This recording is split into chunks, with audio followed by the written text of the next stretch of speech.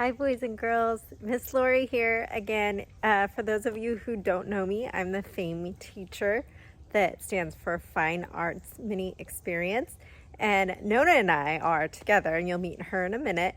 But my son is in Mrs. DeGau's class, Ian Trabish, and we have the pleasure of making these 6 art and music lessons for you throughout the year, and I hope you enjoy them. We really were hoping to be in the classroom this year, but right now we're just in my backyard. So I hope you enjoy, and here comes lesson 1. So our artist this month is Francisco Goya, and our composer is Edvard Grieg. And as normal, Nona will talk about the artist and I will talk about the composer. So here we go. Hi, today we're going to talk about the artist Francisco Goya, and he was born in 1746. So just a little bit after George Washington in a little town in Spain, in northern Spain. Goya was one of 8 children, and as a young child he was really interested in art, and the family finally moved to a bigger city, so his dad was able to get him apprenticed out to a local artist. And when he did this, he learned more about the techniques of doing art. They went to museums and did the local artists, they did the artists, they learned the techniques about painting, and to do the sketching, they saw statues and did the sketching of the statues. So therein he learned more about art. So when he was about 17, he decided that, I think I want to go to the School of Art and learn more. And he went to Madrid and applied for the school. But unfortunately, he wasn't chosen. So he had to make his way into the world. So he started doing commissions, painting portraits for the local people and some of the nobility. Well, that was just not making him enough money, so he decided to go back home. And when he went home, he met Joseph, who he called Petra, and they were married. And her brother was the director of the tapestry department, or the tapestry factory actually, and he was able to get a job there. And his job was to paint religious scenes for the tapestry factory. And when he did this, he would paint it on a canvas, and then they would put it on a tapestry. And tapestry is like a woven carpet for the walls. And back in the day, they used to use the tapestries to put on the walls to keep in the heat in the wintertime and keep in the coolness in the summertime. And so when he was doing this on the side, he started making what they called cartoons, which is nothing like our cartoons nowadays. And I'll show you some examples. Here's an example of one of his cartoons. And you can see the ladies throwing the cat up. We have a little boy riding a goat with a little whip and dressed kind of silly. People dancing around in a circle, and somebody's blindfolded. And also, here's another one of his famous cartoons. They're taking a straw man and throwing him up. And also during this time, he was getting into etching, which is taking copper plates and etching in them, and then putting ink and then turning them over and putting on paper and making etchings. This way, it took him a while to do the etchings, but once he did them, he could print them out and make a little more money doing that. He was really resourceful. So I will show you some examples of his etchings. And here's one of his examples of his etchings. Here we have an elephant. And here we have a kind of a silly one where this donkey is carrying a little sick person. And here we have a crazy one. It's probably a Halloween one, though I don't know if they had Halloween at a time. You can see the mad cat, another cat checking him out, and a little skull right here. Okay, and Goya was the first major artist to use etchings as a way of expressing art. And while he was doing all this for the tapestry, he was also still doing portraits of the nobility and people whoever would pay him. So he was really busy at this time. And unfortunately, he became ill, and the illness caused him deafness. And he still kept on working, but it probably affected him a little way that he didn't know right at the time.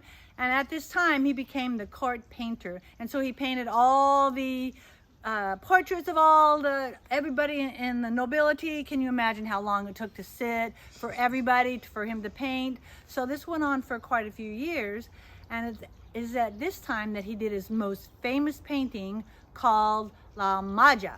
And I will show you an example of that one. Okay, and this is his painting of La Maja. As you can see, she's lounging on a chaise lounge. And when he was doing tapestry, he mentioned that he really didn't care for it as much because you couldn't show the color variations. In this one, you can see the color, how it's dark over here and it's light right here, and you couldn't show texture. And if you were really close, you could see that the shoes look like the little leather shoes, and her little shawl right here, the texture of the lace in it. But the big thing about this painting was it was scandalous because ladies did not lounge around to be painted. Yeah. So he was in a little disfavor with the Spanish for a while because of this portrait. And also right after, not too long after this was painted, the war broke out. France invaded Spain. Goya, a little crazy because of all the buzzing that was going on his head at the time. So he asked the Spanish government if he could go to France after the war for the thermal baths that were restorative in France. So in that guise, he went off to France, and he actually spent the last of his years there in France. And luckily he still was painting, which probably really helped because of his deafness. It didn't let him drive him mad because the painting was his life. And it is said that he did influence some of our modern day painters like Picasso and Dali with his paintings. So this is our composer. His name is Edvard Grieg. He was born June 15th, 1843 in Bergen, Norway. Now, some of you have not seen my handy dandy timeline, but I made this so you can kind of see what was going on during that time period. Going all the way across 2021, I should add that right there. But okay, so 1843 is about right here. So like I said, Edvard Grieg was born June 15th, 1843 in Bergen, Norway. And at a very young age, his mom exposed him to all the beautiful dances and folk stories and just music of the country of Norway. And he loved it. And at 5 years old, he already began picking out the little harmonies from the music on the piano. At 5 years old. That's my kindergartners out there. Is that amazing? Okay, and then at age 9, he started composing music. And don't do this, but he would take his music to school and work on his compositions of writing music instead of listening to his teachers. Edward, bad boy. Anyway, at 15, they had a family friend come visit them. His name was Ole Bull, and he was a renowned violinist, and he saw Edvard's talent, and he convinced the family to let him come back with him to Germany and stay with him and study music at the Leipzig Conservatory. That's fun to say. Sorry, I had to move out of the sun. It was getting so strong. Anyway, after 5 years in Germany, he came back home to Norway, and he met his wife, Nina.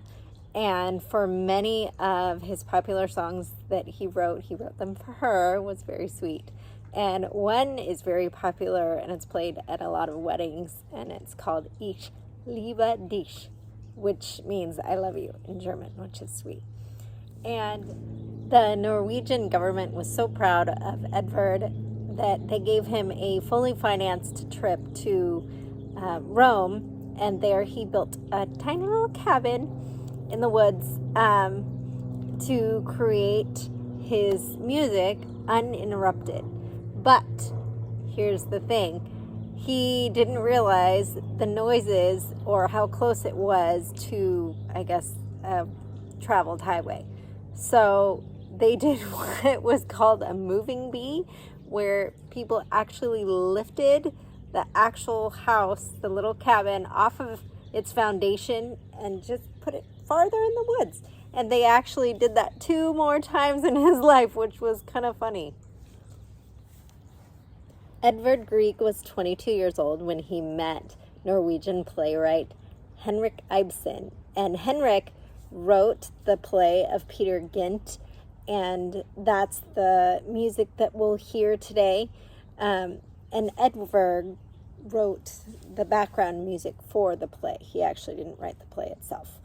Anyway, it's rarely performed because when you see it on stage, the set production has to change 38 times. Can you imagine like doing that? That would take hours to change and even see it for a long time. So the music that we're listening to is called Anitra's Dance from Peer Gynt, and it's kind of like a little flirtatious, fun little dance. So there's an element of music I want you to listen for today, and we're going to focus on rhythm. And what do you need to dance to music? You need rhythm. Rhythm is the beat of the music, right? So a dancer can move in many different ways, depending on how they feel.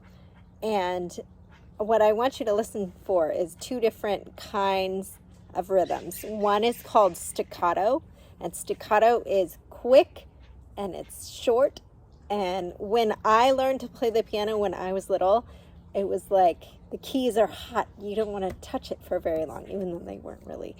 And legato is more flowy and just kind of like a running faucet almost. If staccato would be like dripping water, and legato would be like the faucet is on, so the water is just flowing. So I want you to listen for those, and I have a fun little kind of Halloween actually video for you. You can see the person play the piano. I wish it was me, it was not. And then they have skeletons dancing to Anitra's Dance by Edvard Grieg. Check it out.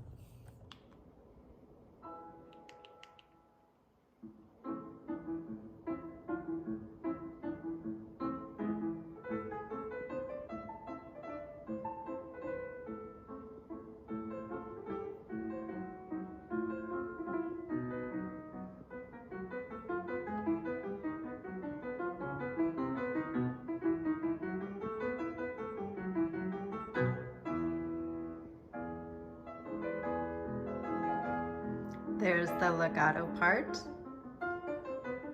and those short notes are the staccato. So it goes back and forth.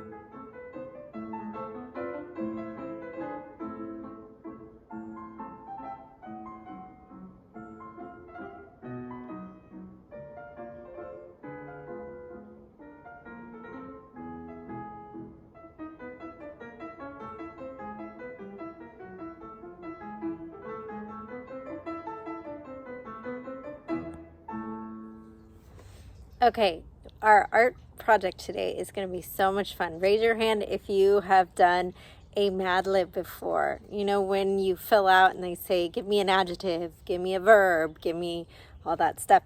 Well, we're going to do that with our drawings, okay? So you're not going to need very much. You need a pencil with an eraser, and sometimes I have like an extra good drawing eraser. Your teacher has been given this page, okay, and the green stuff is where your picture will take place in outer space, in the countryside, in the city, in the ocean, in the jungle, in the snow, okay? The person, in this case animal, is going to be a dog, a cat, a monkey, a bird, a spider, or a gator. And the action that they're going to be doing is jumping rope, flying a kite, making music, skateboarding, skiing, or swinging. So those will be all cut up and put in here, and you will randomly pick one out of the cup.